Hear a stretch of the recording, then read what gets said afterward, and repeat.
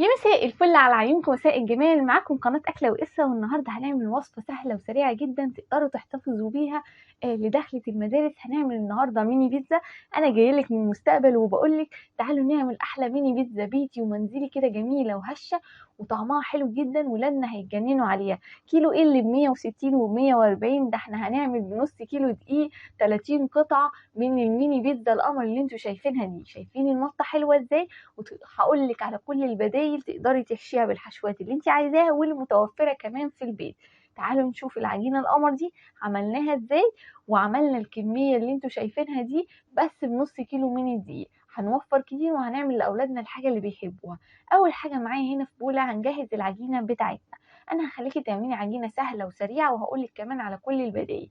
اول حاجه معايا هنا نص كيلو من الدقيق، حوالي 4 كوبايات من كوبايه الشاي اللي احنا بنشرب بيها في البيت، معلقه كبيره من السكر، معلقه كبيره من الخميره، نص معلقه كبيره من الملح، ونص معلقه صغيره من الزعتر. وده اختياري، لو حابه حطيه في العجينه، لو مش حابه ممكن تستغني عنه. وهبدا انزل عليهم ب6 معالق كبار من الزيت.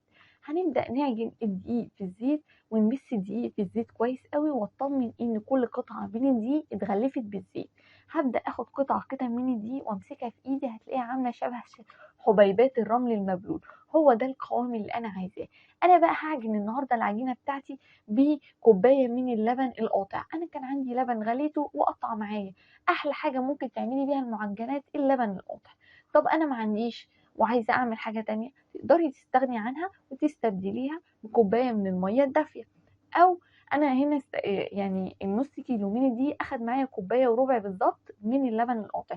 لكن في العادي النص كيلو من دي هياخد معاكي كوبايه من الميه الدافيه. ممكن تستبدليها بكوبايه من اللبن الدافي. ممكن لو حابه وتقوي القيمه الغذائيه العاليه وتخلي العجينه بتاعتك التست بتاعها عالي، تحطي علبه زبادي وتعجنيها بميه سخنه. او لو عندك لبن بودره ممكن تحطي معلقتين كبار من اللبن البودره وتعجنيها بميه دافيه.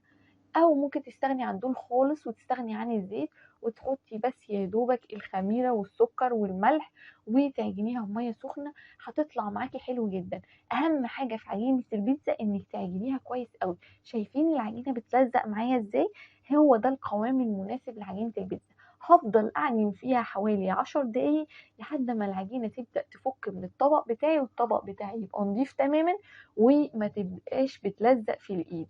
هو ده القوام اللي انا محتاجاه، وهو ده اللي بيدي العجينه بتاعت البيتزا الهشاشه والطراوه اللي انتوا بتاكلوها بره كده في المحلات اللي هي بتبيع البيتزا بارقام خياليه.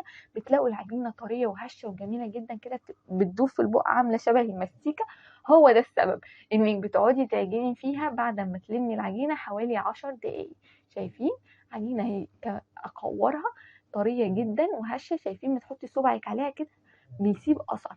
هبدأ بقى أغلفها بالزيت وهغطيها واسيبها تخمر لمدة ساعة. لو انت في فصل الشتاء ممكن تخمر معاكي من ساعة لساعة وربع. لو في فصل الصيف هتاخد معاكي نص ساعة او ساعة الا ربع بالظبط. وهتلاقي الخميرة بتاعتك اشتغلت معاكي كويس قوي عشان الجو حر.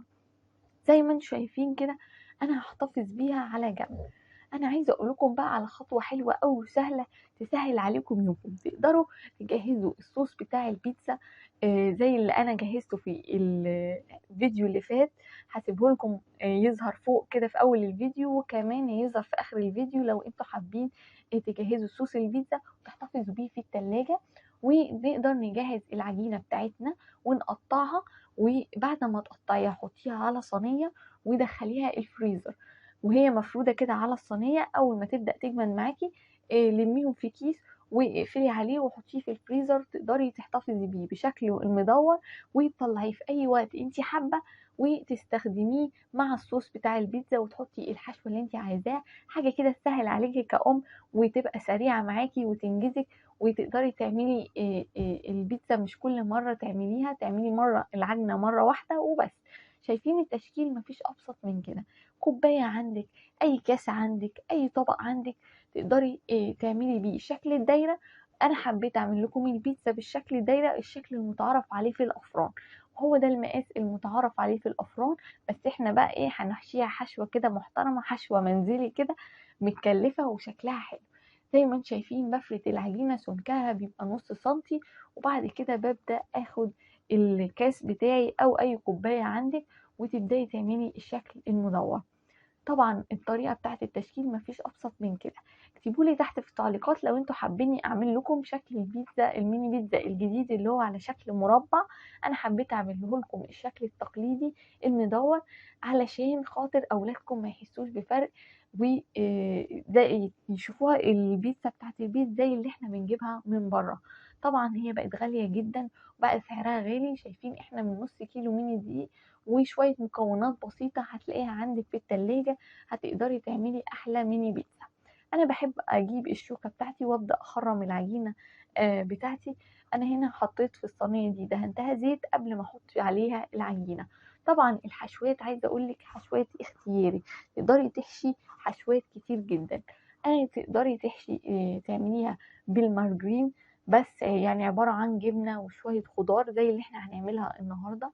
ممكن تجيبي صدر فرخة وتقطعيه مربعات صغيرة وتشوحيه مع معلقة من السمنة وبصلاية كبيرة وشوية من الفلفل الألوان وحبة زعتر وملح وفلفل اسود، هيطلع طعمها خطير. وممكن كمان تجيبي ربع كيلو من اللحمة المفرومة او قطعة من اللحمة المفرومة وتشوحيها مع شوية بصلاية وملح وفلفل اسود وشوية فلفل الوان لو حابة، او ممكن تستغني عنهم ويبقى العصاج بتاعك قمر قوي. وتحطي عليه مثلا معلقتين صلصة لو انت حابة لونه احمر. مفيش اي مشكلة خالص والاختيارات سهلة وبسيطة جدا.